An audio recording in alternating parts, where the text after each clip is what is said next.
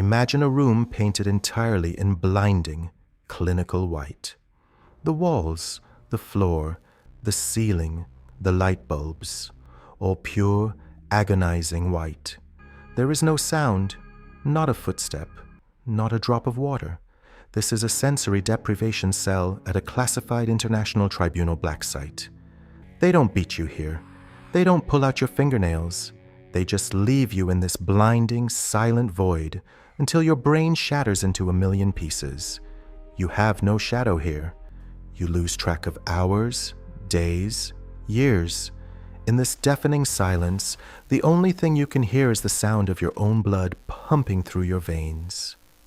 And the voices, the thousands of weeping, begging voices echoing in your skull. You squeeze your eyes shut, but the blinding white light burns right through your eyelids. You try to remember how you ended up in this hell. When did you stop seeing humans as people and start seeing them as walking barcodes on a spreadsheet? That's right. It didn't start in a Geneva penthouse with offshore bank accounts. It started with you. Listen to me very carefully. Level 1, the Procurer. You are 18 years old. You are standing on the front porch of a modest suburban home. It is pouring rain. You look through the front window and see a family clutching each other, weeping in absolute despair. Their son just died in a tragic accident. This is your crossroads. If you show empathy, you don't eat tonight. You straighten your collar, put on your most compassionate face, and knock on the door. You tell them you are not a monster. You tell them you are a grief counselor. They don't see the fine print on the tissue donation paperwork in your hand. They only see the hope of their son's legacy. You tell them their boy can save lives, that he can become a hero. Within an hour, you have the signatures. The paperwork is legally binding. The body becomes property, a property that is now legally owned by the underworld. And you are the smooth-talking ghost who stole it. You go back to your cheap apartment. You count a small stack of bloody bills. You learn a terrifying truth. Hope is the most expensive commodity on earth, and you are the one selling it. Level 2, the Processor. You are 25 now. The youthful innocence is completely gone. You work in the grimy, windowless back room of an unlicensed funeral home somewhere in Eastern Europe. The stench of chemical preservatives and human decay is unbearable. A single flickering light casts oppressive shadows against the concrete walls. In front of you is a body, fresh from the morgue. Your orders from the Syndicate are simple. Extract maximum yield. You don't say a word. You just fire up the small industrial bone saw. The sickening roar of the engine is deafening in the tiny room. You pull the trigger and bring the blade down. Skin is carefully harvested to be sold for luxury facelifts. Ligaments and femurs are sawed off to be ground into paste for dental implants and chin augmentations for the elite. It's not surgery. It is butchery. You are no longer a human being. You are just a machine that processes raw biological material into a high-margin product. Human remains become inventory, an inventory that buys you a luxury watch and a faster car. Level 3, the Broker. You are 35. You wear a sharp-tailored dark gray wool overcoat. You are now the manager of an invisible empire. You run massive underground operations, hidden within the walls of legitimate non-profit tissue banks and crematoriums. Your job is no longer blood and bone. Your job is politics and corruption. You bribe medical examiners to forge causes of death. You create a maze of fraudulent paperwork that turns illegally harvested tissue into non-profit humanitarian donations. The medical system is full of blind spots. and you are the parasite living inside them. A human body can be broken down and sold for over $1 million in parts. To you, they are no longer citizens of any country. They are ghosts. And you are the industry architect who owns them. Level 4, the supplier. You are 45. You are the pristine image of ethical modern healthcare. You sit in a sterile, ultra-modern glass office overlooking the city lights. You wear a bespoke white Italian suit.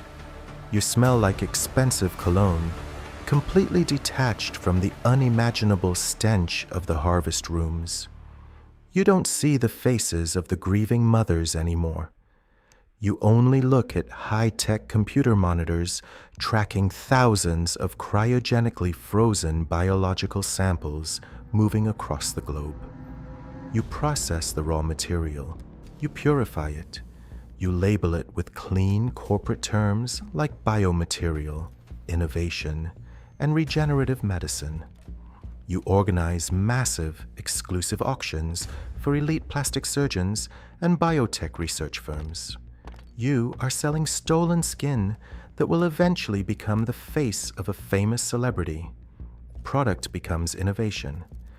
Innovation that earns you billions. You have transcended cruelty. You are a cold, calculating monster, operating safely in the shadows of global commerce. Level 5. The Kingpin. You are 60. You have reached the terrifying summit of the global underworld. You control the movement of hundreds of thousands of biological samples across 3 continents. Your net worth is entirely hidden in untraceable cryptocurrency and offshore shell companies. You live in a multi-million-dollar penthouse in Geneva, surrounded by private security and bulletproof glass. But what is the reality of your existence? You are a prisoner of your own empire. The United Nations, Interpol, and multiple intelligence agencies have formed a joint task force solely dedicated to hunting you down. To remain a ghost, you underwent agonizing procedures to chemically burn off your own fingerprints. You had your vocal cords surgically altered. Paranoia eats away at your sanity like acid. You never sleep in the same bed twice. Every time you eat a luxurious meal, you force your personal chef to taste it first, terrified of poison.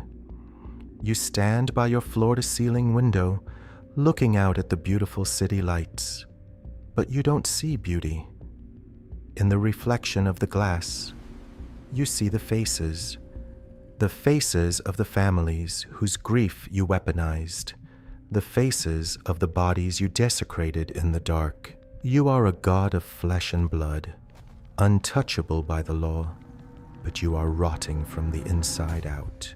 You are the richest man in the world, and simultaneously the most paranoid, hollow creature on earth.